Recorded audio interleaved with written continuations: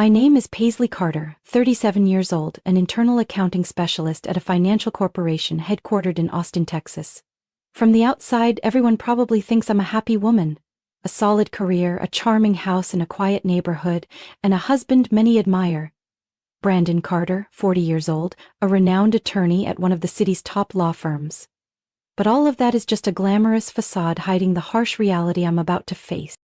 That day started like any other. I sat in my home office, surrounded by awards and certificates my husband and I once proudly hung on the walls. The afternoon sunlight streamed through the window, casting a soft golden glow over my desk. I was reviewing financial reports for a company project when my phone vibrated. On the screen was a message notification from an unfamiliar Instagram account. Camilla J_23. The message appeared word for word, making my heart stop.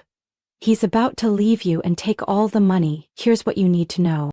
I gripped the phone tightly, feeling the chill sink into my chest. Instead of opening the message right away, I looked up at our wedding photos on the wall, where Brandon smiled brightly, his arm wrapped lovingly around my shoulder. 14 years of marriage. 14 years of standing behind him, supporting his every step up the ladder, believing in the vows we once exchanged. I took a deep breath, reminding myself to stay calm. My fingers moved lightly over the laptop keyboard, logging into the bank account, the account I had quietly opened 3 months earlier, transferring small amounts from our joint funds after noticing Brandon's strange spending. Every dollar, every cent I gathered wasn't out of greed, but because my instincts told me something was deeply wrong. I looked at the screen. The balance was safe in my private account. Everything was ready. Only then did I open that message. 4 photos appeared on the screen. Brandon, the man I once loved more than myself, in the arms of a young woman with sleek black hair and sharp features. They were together in a hotel room I recognized instantly, the presidential suite at the Grand Oak Ridge, the place he once promised to take me for our 15th anniversary. I didn't cry. Instead, a cold, deep anger spread through me. The message came with a taunting line. "He doesn't love you anymore. We're starting fresh together, with the money he's saved. You should accept the truth soon." I set the phone down, my hands clenched so tightly my nails dug into my skin without me noticing. All those sacrifices, the sleepless nights helping Brandon review documents, the times I bit my tongue when he missed important moments for work. It all felt like my own foolishness. In that moment, a part of me awakened, the strong part I had long hidden beneath the mask of a devoted wife. I reopened the bank account, double-checking that every penny was withdrawn from the accounts Brandon once controlled. The money I had helped him build was no longer within reach of a traitor. Outside, the wind picked up, tossing the curtains and filling the room with the breath of the coming storm. I knew the storm had begun. But this time, I wouldn't bow my head and endure. I would face it, and Brandon would be the one to pay the price for what he had planned. "The game has started, Brandon," I whispered, my eyes fixed on the screen where every transaction he once thought hidden was now under my control. Since that fateful afternoon, my senses felt sharper than ever. I began seeing Brandon with different eyes. Every action, every word, every gesture became a clue to analyze. The late nights when Brandon came home with a faint, unfamiliar perfume on his collar, not the scent of his car freshener or office air as he claimed, it was a sweet, heady fragrance that couldn't belong to me. The woman he had stopped embracing when he walked through the door. Those weekend conferences he said he had to attend suddenly became more frequent, and oddly enough, never had a specific location. One time, I casually asked, "Where's the conference this time? Maybe I can help you prepare something in advance." Brandon hesitated for a moment, his eyes showing a flicker of unease before he brushed it off. "Oh, just a small hotel, nothing for you to worry about." I simply acknowledged him, my face betraying nothing of what I felt. But that very night, once Brandon was asleep beside me, I opened my laptop and began my real work. Years of accounting for major projects had trained me to be meticulous, precise down to the last figure. Now, that skill became my weapon to trace my husband's steps. I created a new spreadsheet, giving it the simple name, Family, innocuous enough so no one would suspect anything if they happened to see it. In it, I recorded every expense of Brandon's I could verify, from credit card charges and cash withdrawals to bank transactions. At first, it was just small amounts. $300 at an upscale restaurant I'd never been invited to. $450 at a jewelry store where I'd never received a gift. But then the amounts grew. $1,200 at the Madison Hotel? $1,700 in unexplained cash withdrawals? All within 2 weeks. One night, when Brandon said he had to stay late at the office to prepare for an important case, I quietly drove to his building. The place was almost entirely dark, with only a few lights on in the lower floors where the security guards were stationed. Brandon's car was nowhere in the parking lot. I sat in my car, hands gripping the steering wheel, feeling my heartbeat pounding in my chest. Back home, I didn't confront him. Instead, I kept recording, adding new evidence to the spreadsheet. I began accessing Brandon's credit card history, an easy task for me since I had long handled our family's billing and payments. Beneath the polished exterior of a successful husband was a trail of transactions that only a fool would think could escape my notice. Dinners for two at Austin's most luxurious spots, rooms at high-extent hotels right in the city, increasingly large and frequent cash expenses. The initial doubt had now become undeniable truth.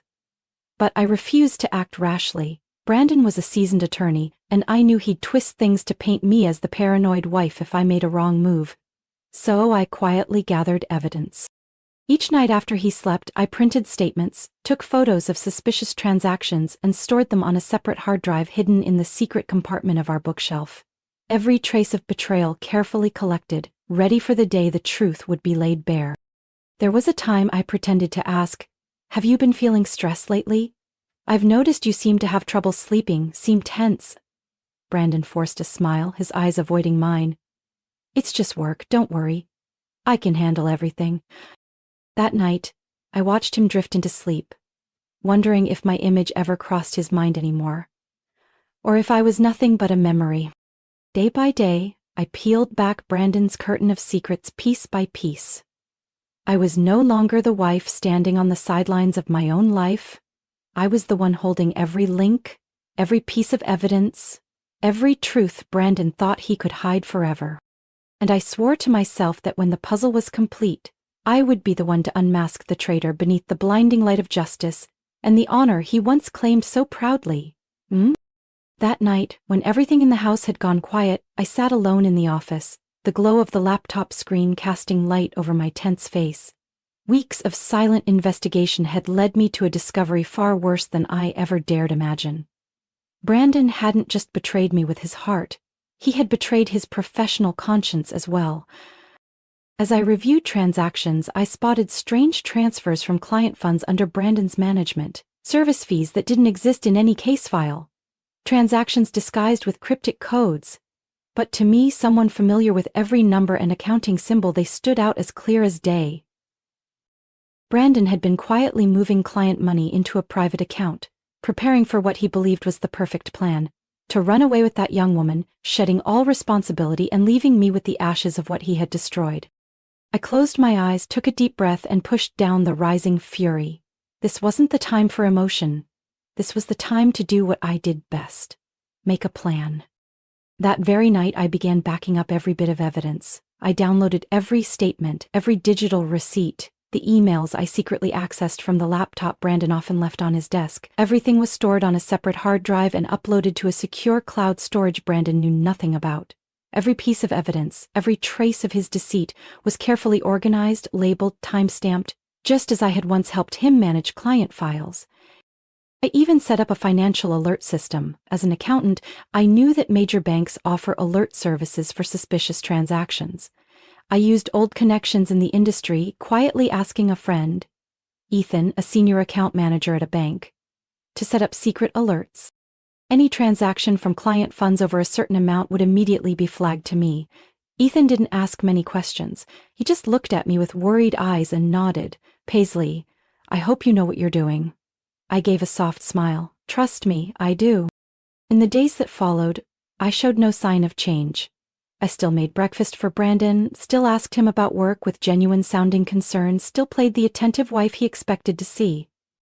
But each night, after the bedroom light went out, I sat at my desk, perfecting the case file I was preparing with more care than anything before. I gathered documents, compared figures, created charts to illustrate irregularities in the transactions. This was no longer the heartbreak of a betrayed wife. It was the mission of a woman claiming justice for herself. One day, while tidying up, I found a crumpled note in the pocket of Brandon's suit jacket. Meet Alex. Complete transfer. Tickets, Costa Rica. Confirmed. My heart turned cold. It wasn't just an affair, not just financial betrayal. Brandon had truly planned to vanish from my life, leaving me with the burden and the shame. I no longer felt confusion. All that remained was a cold determination.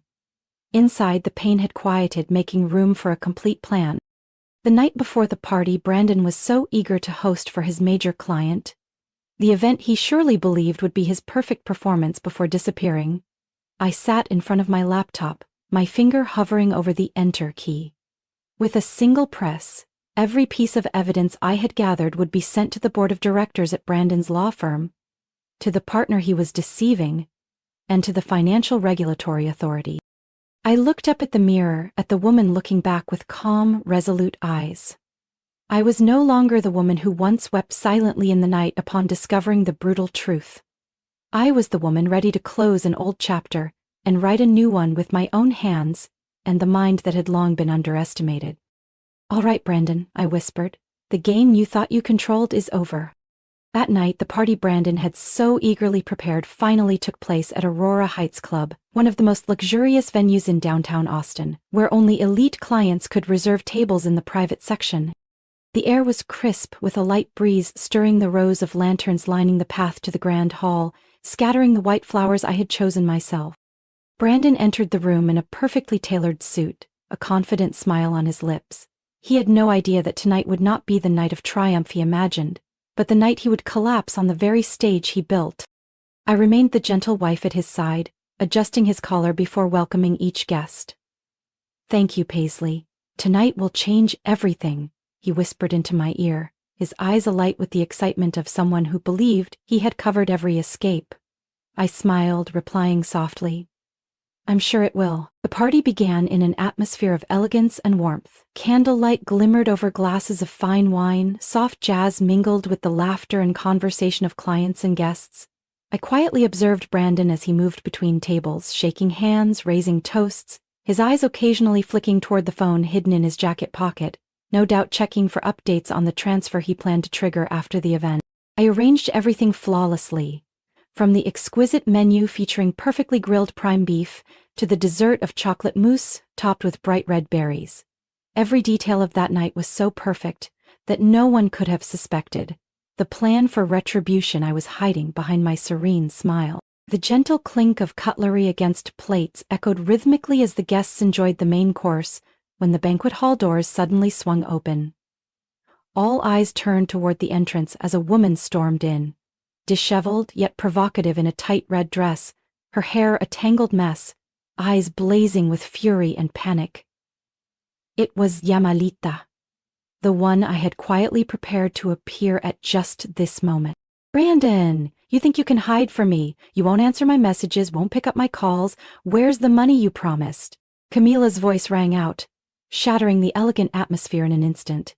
Shocked stares from partners and guests fell on Brandon, the man who just moments ago had exuded confidence, now frozen, pale-faced. Brandon stammered. "Camilla, please, go outside right now. Don't make a scene. I'll explain." Camilla sneered, stepping fully into the center of the hall, holding up the expensive necklace Brandon had bought her with clients' money. "Explain, right here in front of them. You said you'd take me to Costa Rica, didn't you? Said you just needed to get through this dinner to finalize the transfer." The room fell utterly silent. Heavy, suspicious gazes turned on Brandon. I gently set down my glass of wine, my eyes meeting those of several senior partners, including Howard Green, the head of an investment fund considering working with Brandon. His face darkened as he placed his napkin on the table, his gaze piercing the man now exposed. And then, just as I had planned, the partners' phones began to vibrate. A stream of emails had gone out simultaneously, containing irrefutable evidence of Brandon's fraudulent transactions, hidden accounts, and his escape plan.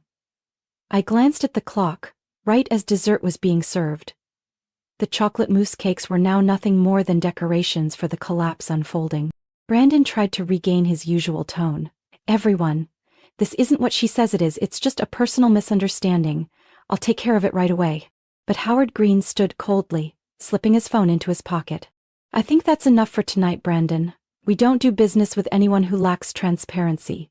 He turned to me, his voice steady. Paisley, thank you for the hospitality, a night to remember.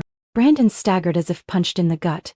He pulled out his wallet, frantically flipping through credit cards to pay, clinging to the last shred of dignity. The server leaned down, his voice low but loud enough for all to hear. I'm sorry, sir, the card was declined. Brandon fumbled for 2-3 more cards, but the result was the same. His face drained of color. Sweat dotted his forehead despite the cool room. I sat there, calmly sipping water, looking at him as if he were a stranger. The dinner he dreamed would be his grand leap before fleeing had become the funeral feast for his career and reputation. That very night, after the last guest left Aurora Heights Club, the air of luxury was replaced by the echo of ruin. Brandon, once the man who stood amid the crowd with a smug smile, was now a trembling shadow, pale and wide-eyed, looking at me and the partners as if begging for a way out. But it was too late. Every door he thought he held the keys to had slammed shut, one after another. The very next morning, the board of directors at Foster & Lane, the law firm where Brandon was a partner, held an emergency meeting.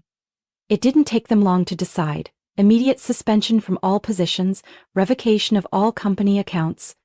I received a call from Richard Foster, the founder. Paisley, thank you for providing the evidence. We'll be forwarding the full file to the authorities. This conduct is unacceptable. At the same time, Texas state financial investigators launched their case. They contacted me asking for my help in providing all the data I had gathered. Files I had prepared meticulously in advance, organized down to the last detail. I handed over the hard drive, printed documents, emails, and notes, with the resolve of someone who knew she had done the right thing. Brandon had no way out. The colleagues who once praised him turned their backs. The law office where he once strode with pride locked its doors to him, security escorting him out like a stranger without a word of farewell. His desperate calls to friends and former partners were met with unanswered rings or cold, polite rejections. As for Camilla, the woman he had promised a new life in a tropical paradise, she disappeared just as quickly. When she realized Brandon was penniless, with no glamorous escape plan left, she quietly left the city. The last I heard of her was from a friend. She had erased her social media and moved out of Austin. Brandon had lost his final ally. The weeks that followed were a nightmare for Brandon. Investigators worked tirelessly, tracing every fraudulent transaction, summoning witnesses one by one. He was charged with embezzlement, financial fraud, and abusing client trust. Charges enough to bury the career he once flaunted. I remember the morning Brandon was forced to appear in court for the first time. He showed up in an old suit, looking haggard, his hair streaked with gray after just a few short weeks. There was no smug smile, no confident stride. That man was now just a defeated, lonely figure. When his eyes met mine, where I sat quietly in the back row, I saw nothing but deep regret and despair. But it was too late to save anything. Brandon's family turned their backs too. His parents, once so proud of their esteemed lawyer son, now avoided mentioning his name at family gatherings. His sister, who used to seek his legal help, cut off contact entirely, afraid of being dragged into the scandal. Brandon hadn't just lost his career, he'd lost his honor and his family ties. Each night, as I sat by the window of the house I kept after the divorce, gazing at the city lights, I felt no triumph. Only relief. That justice had been served, the truth revealed, and my years of effort no longer trampled. Brandon became just a name in exposés about financial scandal, a cautionary tale to the legal community that once admired him, and I, the woman once dismissed as the one behind the scenes, had stepped into the light, needing no one to lead the way. That autumn morning, as the first sunlight streamed through my office curtains, I sat at my desk and signed the final divorce paper. My new name was printed boldly, Paisley Monroe. After more than a decade bearing the last name of the man who once meant the world to me, I had officially reclaimed myself, free, whole, and stronger than ever. I kept the house, not as a trophy, but as proof of what I had overcome and preserved through my own strength. In the days that followed, I didn't rush to savor the feeling of victory. I knew I needed to begin a new chapter, not just to affirm my worth, but to turn the pain into motivation. One evening, at a small gathering hosted by Margaret Green, wife of Howard Green, at their home, I found the answer. Margaret, along with Linda Foster and Susan Lane, women who had quietly stood behind major legal partners, welcomed me with warm, encouraging eyes. When they heard me share my idea of starting a financial consulting and investigation firm, they didn't hesitate to offer their support. Paisley, it's time your skills were recognized in the right place. We'll introduce you to the people who need your help, Margaret said sincerely. Those words lit a fire of determination in me, and so Monroe Financial Forensics was born. A small office on the third floor of a historic building in downtown Austin. The nameplate was neatly mounted by the door. Monroe Financial Forensics. Fraud analysis, value protection. I remember the feeling that first morning walking into the office. Sunlight streaming through the glass, shining on the whiteboard I had hung myself, covered in plans and goals. My first client was a mid-sized law firm, a former partner of Foster and Lane, suspicious that a fund manager was committing fraud. Thanks to introductions from Margaret, Linda, and Susan, more cases began to come my way. Small businesses seeking internal audits, attorneys needing evidence to defend clients in financial disputes. I worked day and night, drawing fully on my accounting experience and data investigation skills honed over the years. Every case I completed left an impression of precision and dedication. Former partners who once knew me only as Brandon Carter's wife now saw me differently, with respect and trust. One morning as I set my coffee on the desk, the receptionist brought in a bouquet of fresh flowers. The small card read, "Paisley at last. Recognition belongs to the one who truly deserves it. Richard Foster." I smiled, feeling a deep pride that needed no display. It didn't stop there. I and other women who had once been quiet like me began building a support network. We organized discreet gatherings for women in law and finance, spaces where they could speak up about injustices they had faced, and work together to affirm their value in a world that too often favored men. I was no longer a shadow beside a successful man. I had stepped into the light. With a career I built myself with restored dignity, with the belief that sincerity, intelligence, and courage in a woman are never small things. And as I stood by the office window, looking out at the city's brilliant lights, I knew my journey of rebirth had truly begun. I still remember that autumn afternoon, standing in my own office, Monroe Financial Forensics, looking through the wide glass window at the busy avenue in downtown Austin. A light breeze drifted in through the cracked window, carrying the familiar scent of fall. A new person, a new journey, and a truth revealed. I didn't need anyone to protect or lead me. I was strong enough to save myself. Looking back, I had been the devoted wife beside Brandon, sacrificing time, career, and personal dreams to stand behind him. I thought it was love, responsibility, duty, but in reality, it was a subtle trap I set for myself. A trap called living for someone else. Brandon had once been everything to me.